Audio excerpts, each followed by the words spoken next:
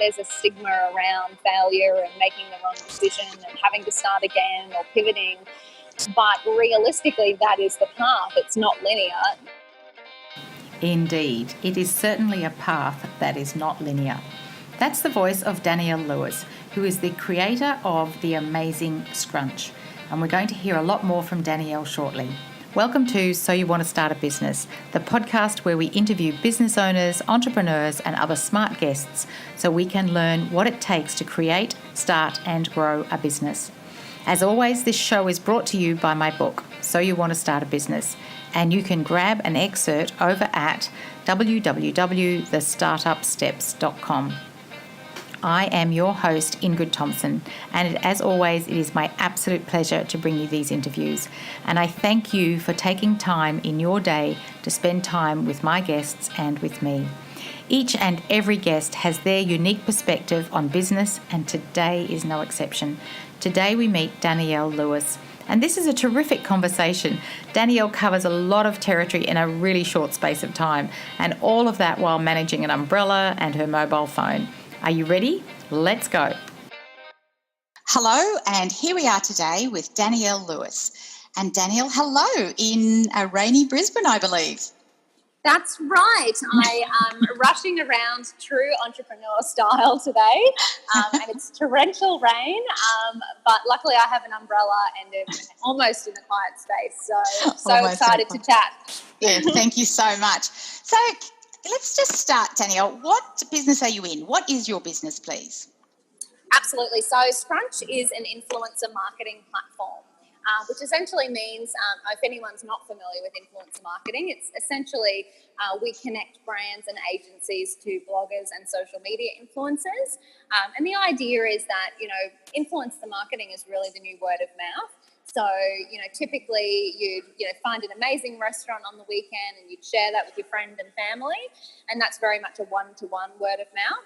Whereas influencers have opened up this opportunity for word of mouth at scale. That's really what we're in the business of, is helping brands tell the world about their amazing products through social media influencers. Fantastic. Now, when did you start this business? Well, technically we started Scrunch 7 years ago. However, it's taken a few different forms since that time. We started out as a virtual change room for fashion, if you can believe that. And we've had several pivots. And the influencer marketing platform we started working on 3 years ago, and it was commercialised about 2 years ago and been in market for that long. So it's, been quite the journey. So thinking back to when you originally were getting started in your business, so that's probably that 7 years ago, why did you want to start your own business? That's a really great question. It's something that I've been reflecting on recently, because 7 years ago I was really climbing the corporate ladder. So I had been working for Australia's largest telecommunications company in a sales role for about 10 years.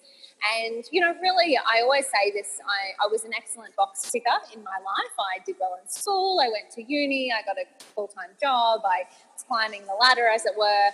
And really, I read 2 books that kind of opened my eyes.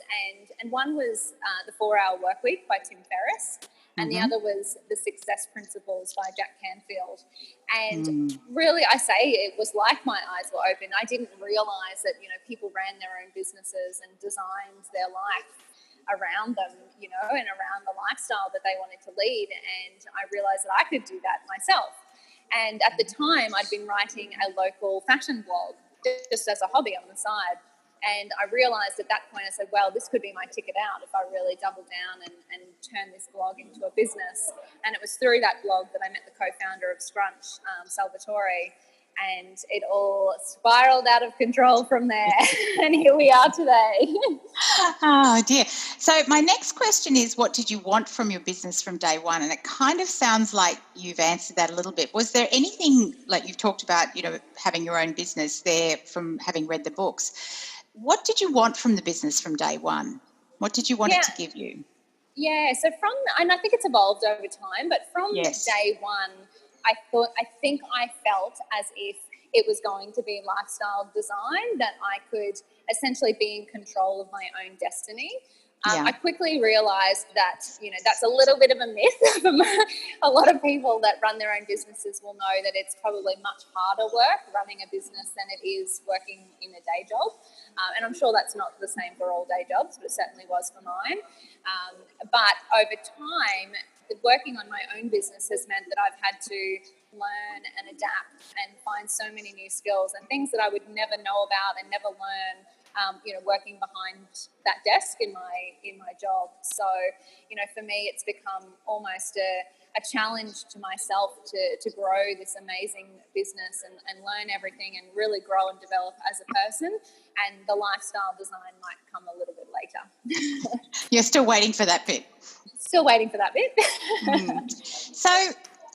So given you've had a couple of pivots, if we think about Scrunch as it currently is, when did you realise that you were actually in business? When did your business become real? When did it feel real for you, and what made it feel real? Yeah, for me, the thing that made it feel real was our first customer. So we had been essentially building product on savings and then debt and then capital raised. And we didn't make our first dollar until November 2015, which I'll never forget that month. And, and it was, to me, it was kind of a make or break. It was really if we don't start making money, what the hell are we doing here? And then when we did, I was like, you know what, we're actually onto something. So let's, double down on this and make it happen. Fantastic. It is a magic moment, isn't it, when you get that moment, isn't it? That money comes in, the customer.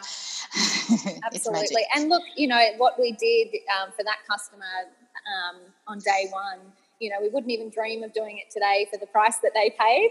But, your first customer you treat like absolute royalty. I mean, you should treat all your customers like royalty, but you certainly go out of your way to learn all of the lessons and make sure that you really deliver for them, so that you do consistently build a customer base ongoing.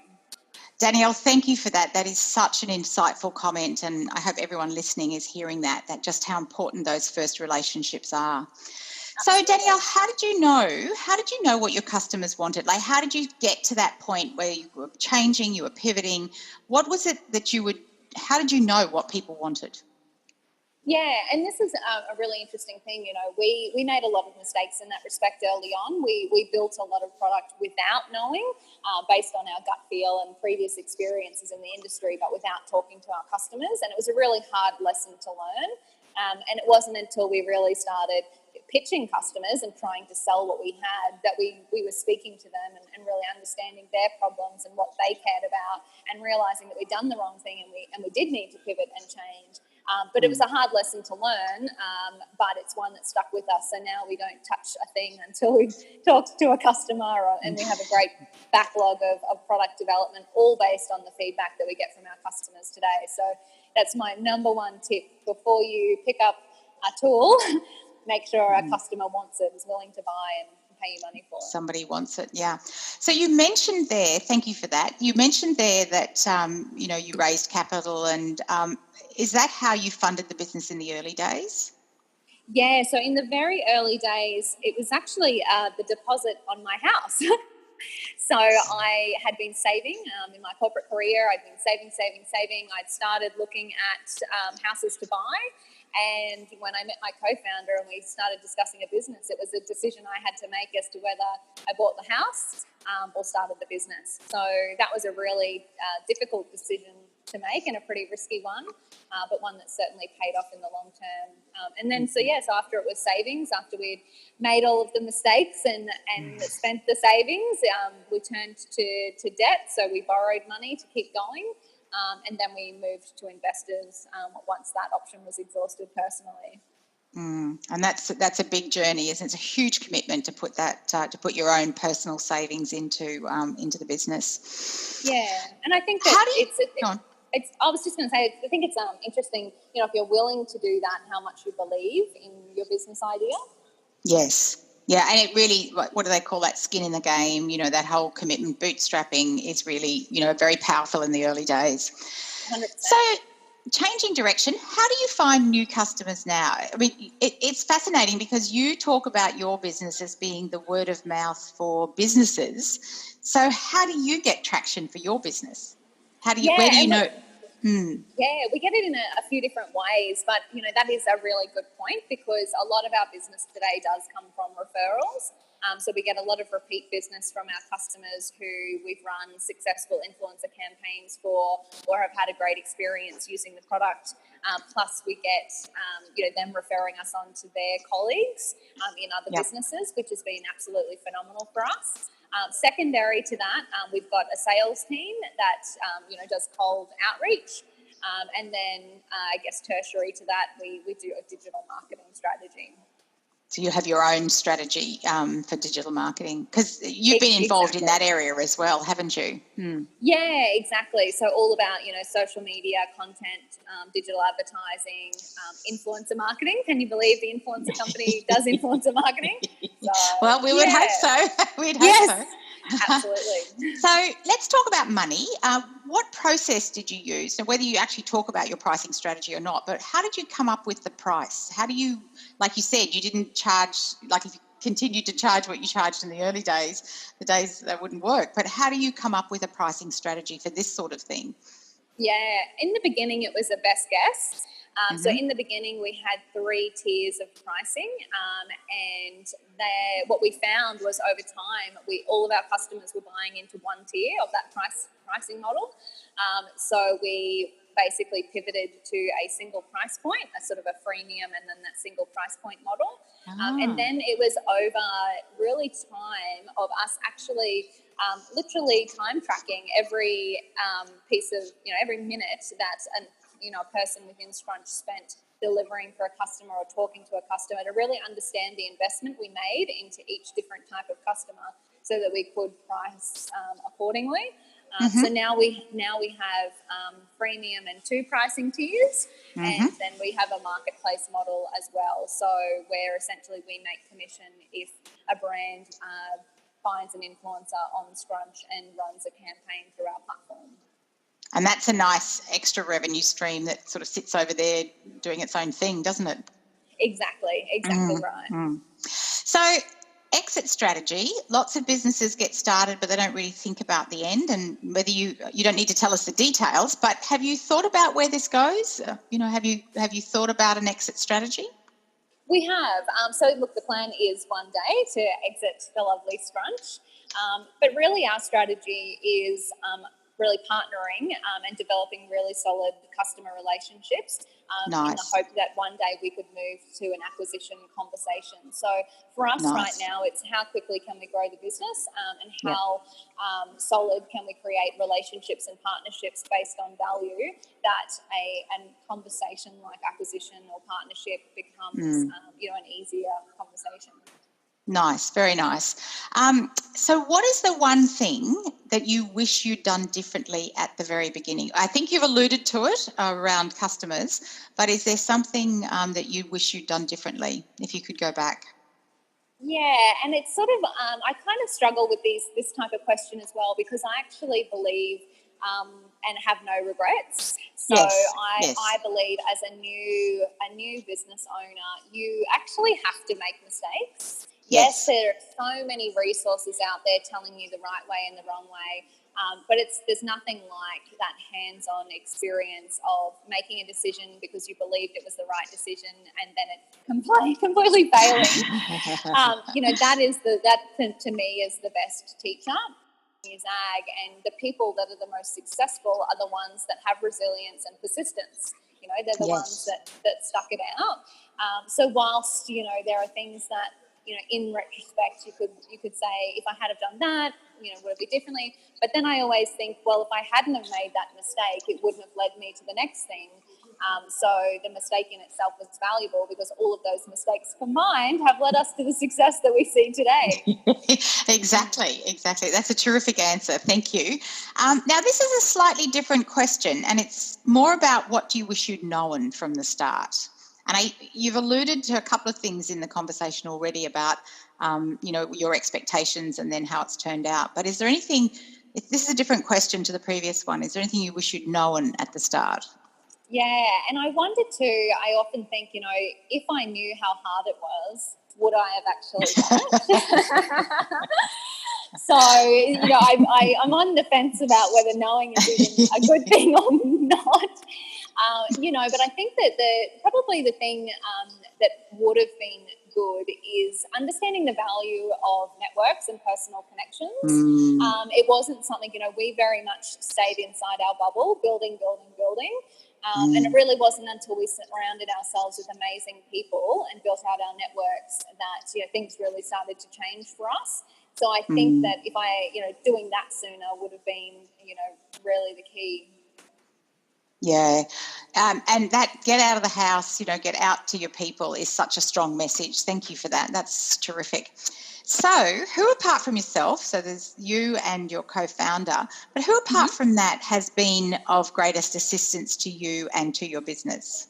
Either name names or concepts, yeah. Yeah, and it's been many people over time. Yes. And I think that that's one lesson that I've learned is, it's not always that one person that's going to see you through every stage or every problem that you have inside your business. We've had advisors, we've had board members, we've got shareholders, and they all have their own domain experience and even, cultural perspective on things. So each one of those people has been, fairly critical.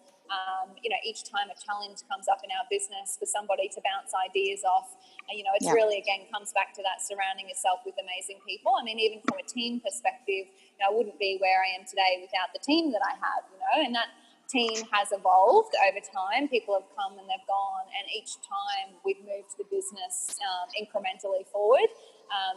So you do have to, be constantly looking ahead at, what is the next challenge and who is the right person.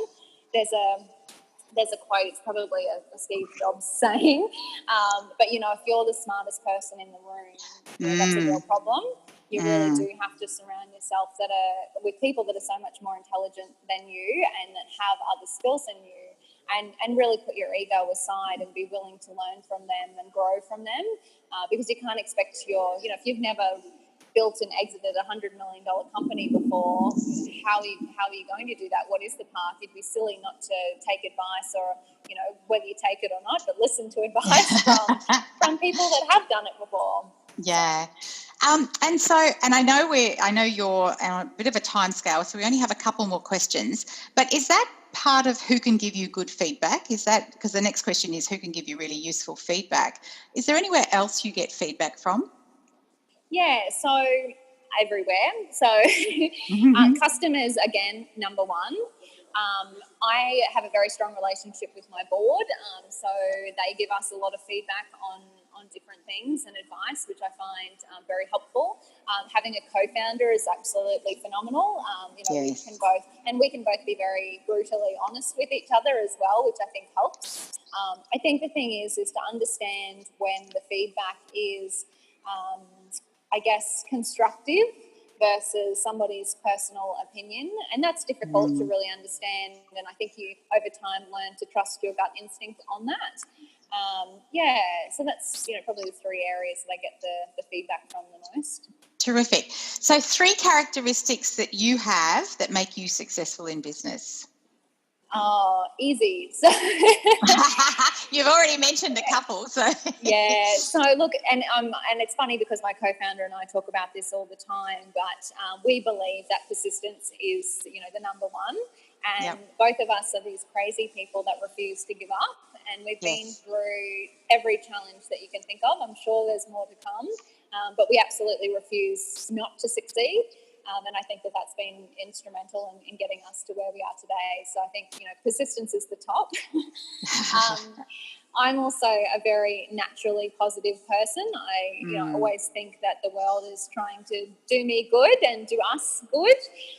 So I believe that that's, again, been part of how I've been able to be resilient, is because I'm very grateful for where we are today and have a very positive outlook going into any situation.